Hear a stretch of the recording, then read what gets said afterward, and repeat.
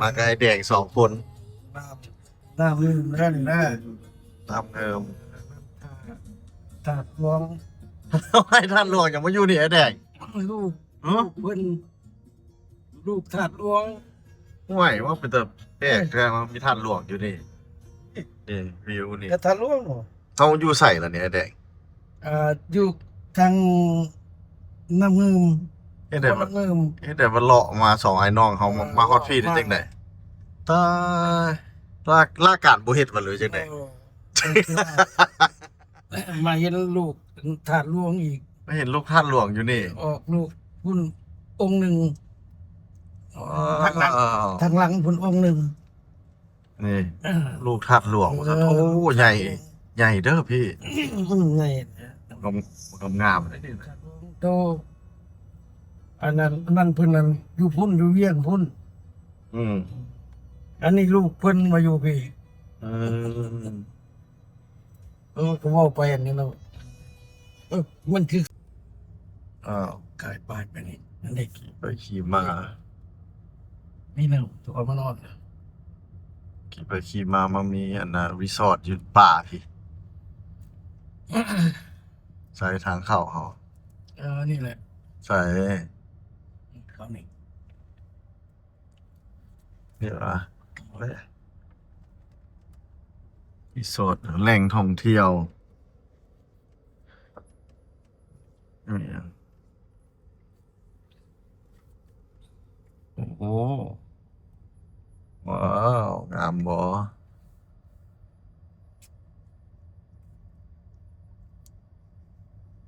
หน่อยนึกว่ามันกวางงัวเนาะ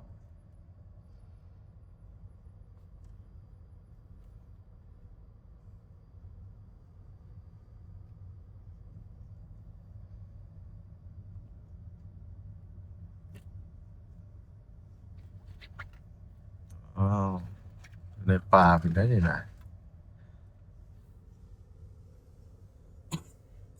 นี่รถมิสเตอร์ไลท์ได้ไหนข่าวนี่ได้รถนะ ธรรมดาก็ลงไปพุ่นไปได้ลงไป แพ้มาลงทุนเพชร อยู่หลังคอยนอน โอ้เคยมานอนเหรอเจ้า มีมีสรุปจังเทิง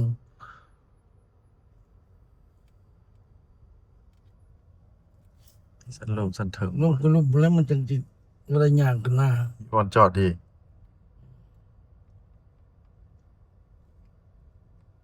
เดี๋ยวบนจอด เข้าไปฮัน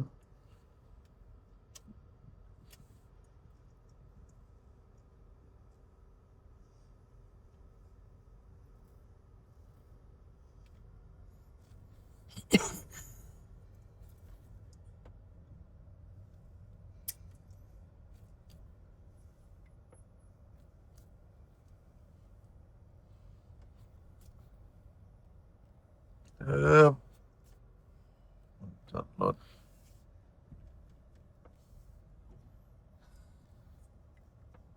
อยู่ใส่เหรอ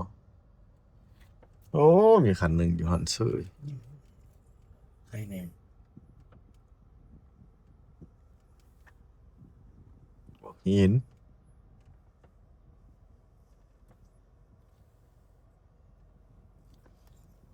ไปอีกบ่ได้มาเห็น ก่อนที่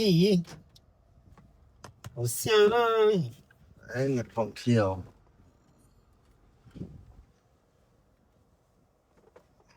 ท่องเที่ยวโ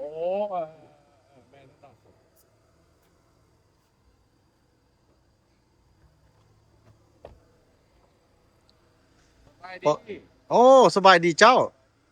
ให้เรามาตันพี่นัทตุลีสินั่งในรถบ่ว่า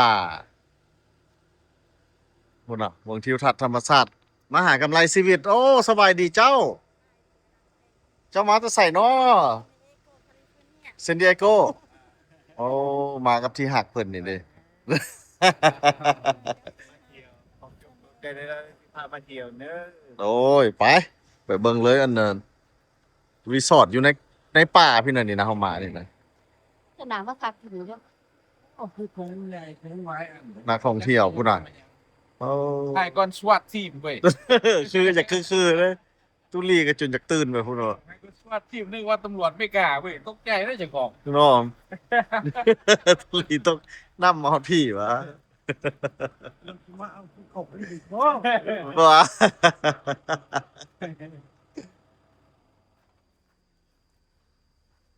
ของเจ้ายับมาจอดก้นของข่อยไหมของก้นของข่อย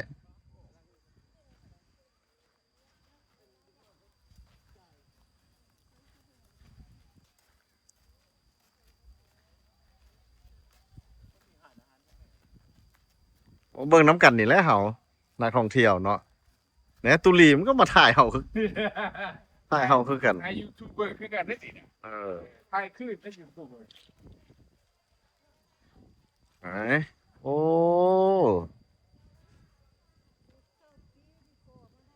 มาเด้อมาเด้อเบิ่งมาอยู่กลางป่าพี่นะมีแนวนี้อยู่กลางป่าโอ้คักบ่นี่นะ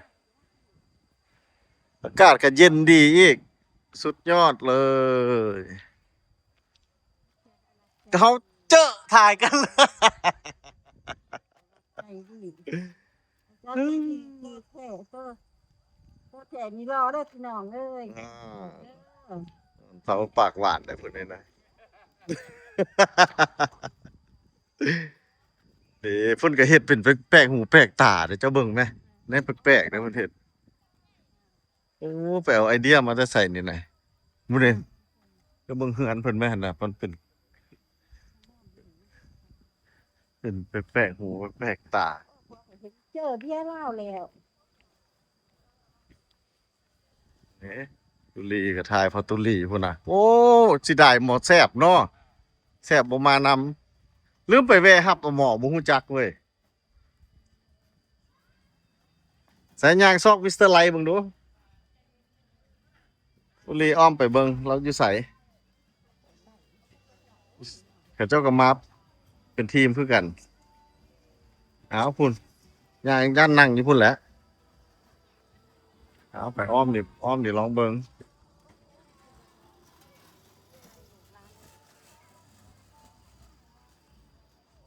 บ้านยูทูบอเมริกา เต้าบ่ต่อยจริงก็ได้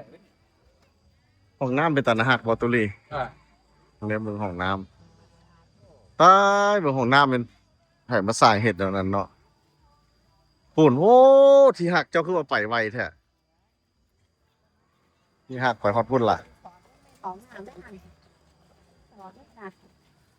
แล้วเด็กจะดีจะบอกกันพวกเราไปขายของเขาเฮ้ยเจ้า อันนี้บอลของเด็กน้อย หน่อยหัวจักหาเงิน โอ้ไอ้น้อยนี่เก่งเนาะพูนูเก็บเงินไปเราดีกว่าร ถรถเพ่หัวจักแป้งอีกได้ขนาดเป็นหยังบ่สั่นถามน่ะนะ โอ้ โอ้ยเล่นเกมอันนี้หัวจักหาเงินหาค่ำเห็นบ่ ไอ้แดงย่างกวดบังดูมิสเตอร์ไลท์นั่งอยู่ไส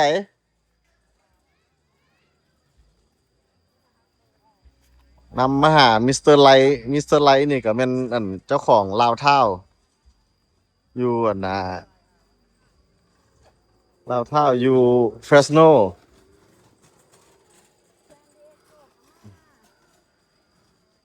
ซานดิเอโกกับมา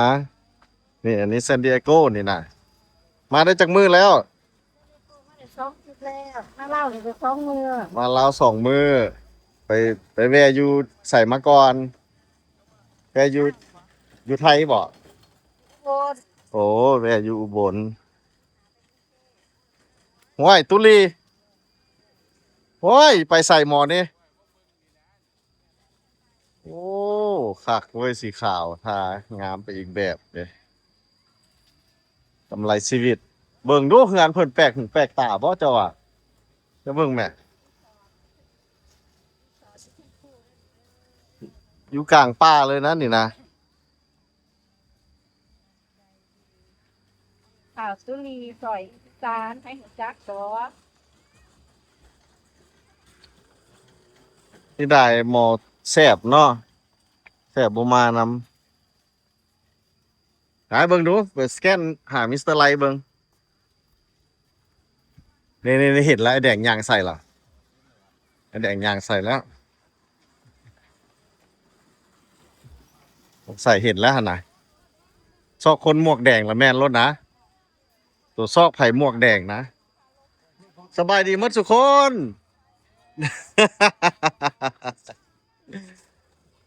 ซอกคนหมวกแดงซอกบ่ยาก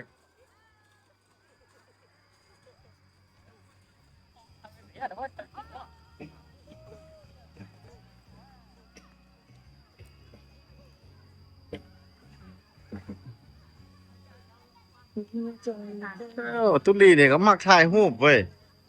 ได้หลายท่าเลยได้จูเฮามานี่นะดีโอ้มีบอลยางลงไปบักคักๆเลยเฮ็ดคักขนาดยางลงไปลุ่มพุ่นน่ะฟ้า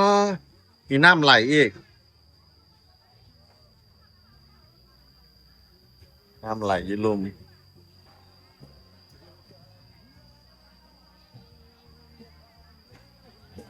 นี่ตุลีนี่พาตุลีทั่ว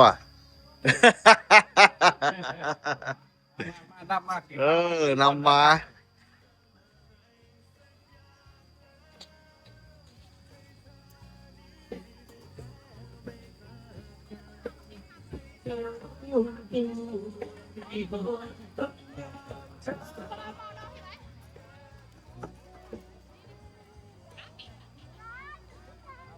ว่ามานี่ซอกบ่ยากต้องซอกหาคนหมวกแดงแล้วมันฮู้รถเป็นคนเฮารถว่าซั่น ปล่อยจะไหนมอง ประเทศแต่หมดยาวหมดยาว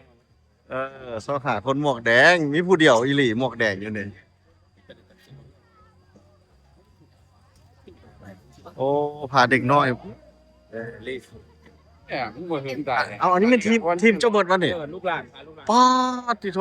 พี่น้องก็ยังหมดเลยพี่น้อง ทีมงานเราหลายเว้ยอ้าวแล้วคือมายืนเรียนซับลาบกันดิบัด เอา นี้พุ่น คา น่ะ โต้คาโต้เลย เรียนซับลาบต่อเลย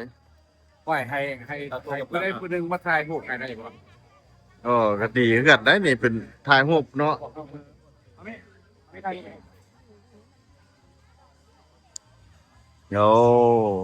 มีมาลายเนอะ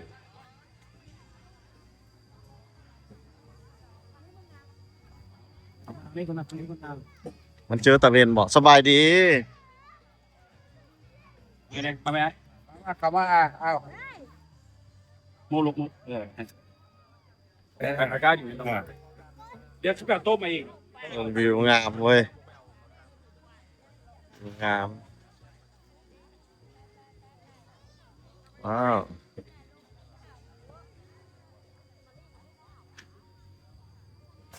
เนี่ยอันนี้เห็ดปวกเอาวิวไอ้นี่เป็นแต่ย่านเว้ยโอ้อยู่สูงขนาดนะ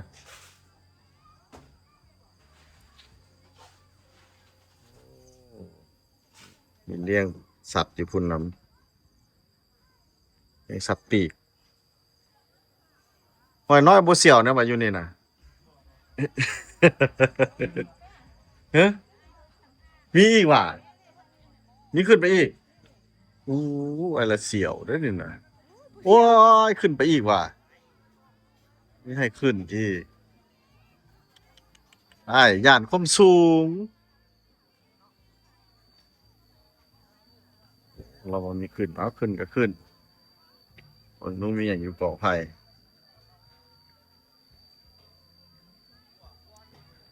เบิกดูนี่ว่า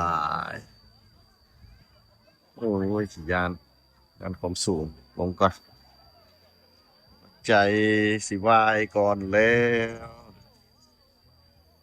ใจสิวายอ่ะขอหอมปากหอมคอพอเท่านั้นแหละ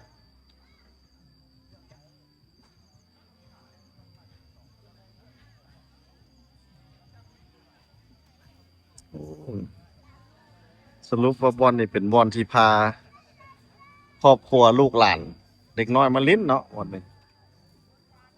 โอ้มีกิจกรรมเด็กน้อยวันนี้กิจกรรมเด็กน้อยเขาเอานั่นมาแล้วมาแต้มเลย ไว้ฝีมือเด็กน้อย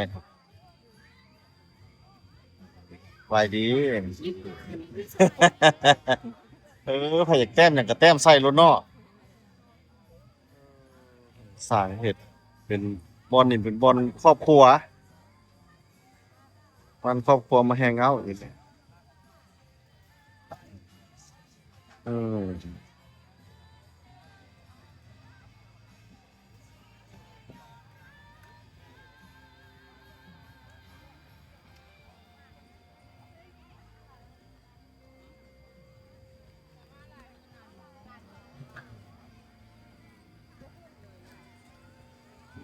ตรงบ้านป้าคือ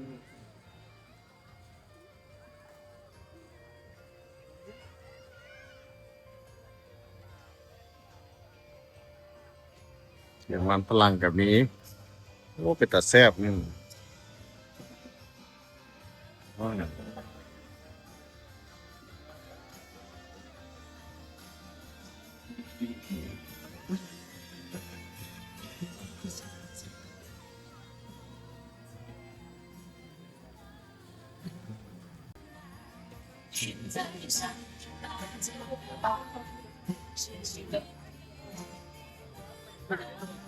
เป็นเดี๋ยวผมมา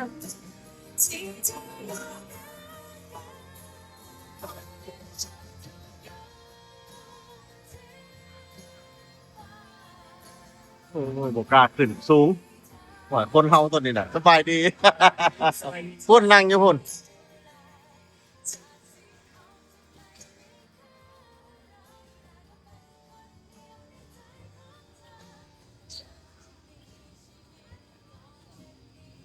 โอ้บ่คิดบ่ฝันว่าอยู่ในป่าสิมีแนวนี้เด้อพ่อแม่พี่น้อง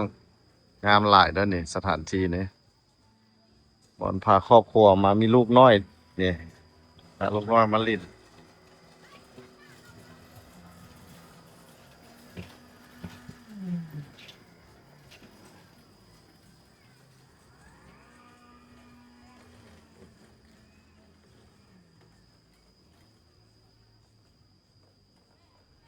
มีบ่อนจอดรถหลากหลาย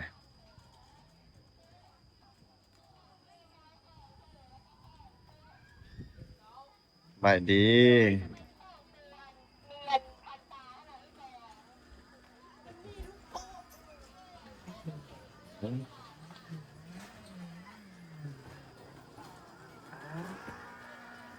ครับรวมเด็กน้อยลูกหลานแล้วแม่นมาอีกสักไงเอาเด็กน้อยมาลิน น้องปลาได้แม่นกว่าเราก็ได้ แล้วเราก็มีบอลใบแกะแล้วก็ลงไปลึกดีกว่า โอ้กว้างเนาะ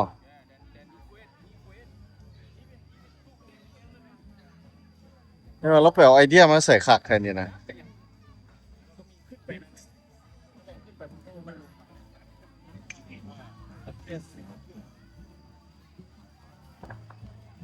ไปที่ไปมันคนอยู่ไหน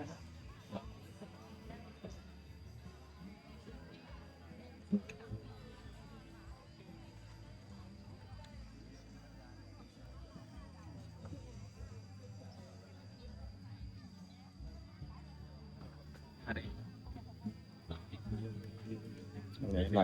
นักท่องเที่ยวเขาเนี่ยเรียนได้แล้วนะสบายดีเรื่องที่สองอยู่ลาว จะ back next year โอ้ต้องติดใจ come spend the night here มาแต่ละไหน San Diego เซนเดโกก็ว่าอยู่ใกล้เขา อยู่น้องพี่ยนต์มัน ใกล้กัน ไล่บอยูนิเวอร์ซิตี้บอลินดาบอแมนมันน่ะ University เพราะว่าจะสึกขวางเลย นี่ยังเป็น University ไอ้กับไพ่หมดสร้างหลังบอกว่าเชียวเลย ได้ยินรู้ค่อยมันเป็นดินกระมวด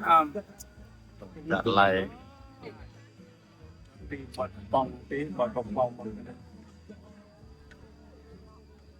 กับคีย์บอร์ดมันเมาเบียร์อยู่แคสโน่นะ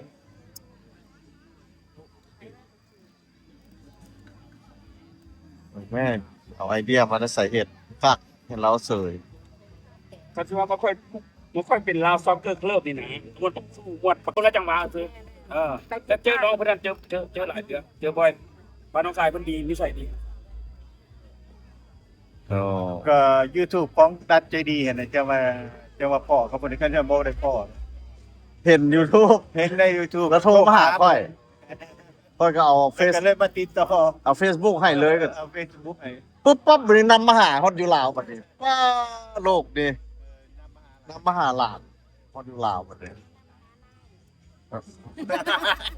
เอาเครื่องมาให้อีกเนาะเครื่องเรา จอบจะได้โจ้จะได้น้ำแข็งจะได้เบียร์นั้นได้หลายอย่างจะได้โต๊ะอีกนะเดี๋ยวนี้นะกินเบียร์บ่มีบ่อนยองกับบ่ได้จะไปหาออเดอร์ทำได้นี่ ใจเย็นใจเย็น บ่ได้เมื่อกี้เข้ามาเจอออเดอร์เด้บ่ได้ออเดอร์ว่าเอ้าเจ้าบ่แม่นหลานบ่ผู้เอ๋กับแม่นแล้วป่ะอันจังน้อยสิย่างไปหาจักอยู่ไส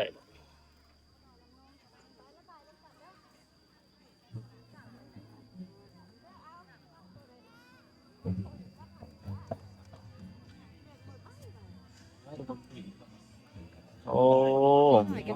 รถอะไร มันมีรถน้อยนี่ลูก แดงนิดหน่อยเขาเล่น เด็กน้อยเขาติดใจ บอลลินของเด็กน้อยอยู่เลย ชั่วโมงก็เซ็นเลย60บาทเอง10 นาที30 บาท ตุลีมานำน้ำปั่นหวายได้แล้วครับเจ้าฮอกับจักเจาะโอ้ยแม่นแล้ววะนี่ได้แล้วเขากับ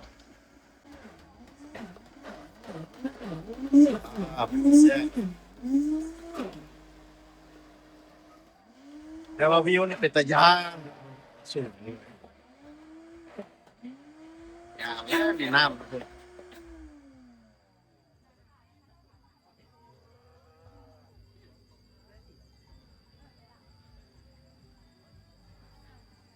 ยิ้มแน่ โอนเงินบ่ได้ โอ้บ่อยากยิ้มปานใดเด้อน้องมันเน็ตบ่ได้วะแถวนี้โอ้หรือว่าเน็ตซ่าบ่หรือจังไดโอ้ยพอแล้วบ่ยิ้มเนาะมีแนวอุกใจ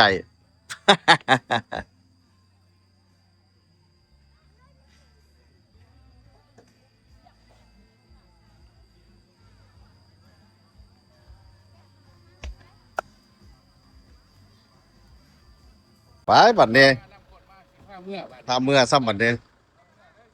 ได้น้ำปั่นละเมื่อ อ๋อเพราะนี่การเห็นสัมถามนี้เนาะ cannot go forever นี่น้ำปั่นแซ่บๆจักครับน้ำปั่นเอียงลูกแซ่บๆน่ะraspberry taste good yeah it's really good ว้าว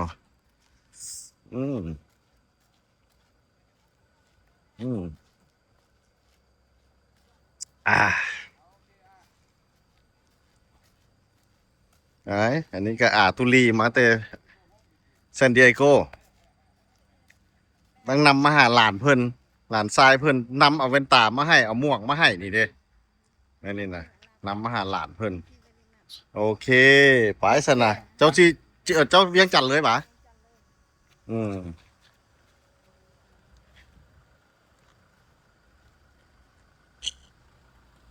okay uncle love you yeah see you next year แค่มาเศร้า โอเค เพิ่นสิไปเวียงจันทน์เลยอันนี้ bye เพิ่นเซารถมาตัดดีเดี๋ยวเฮาก็กลับบ้านตุลีแบบนี้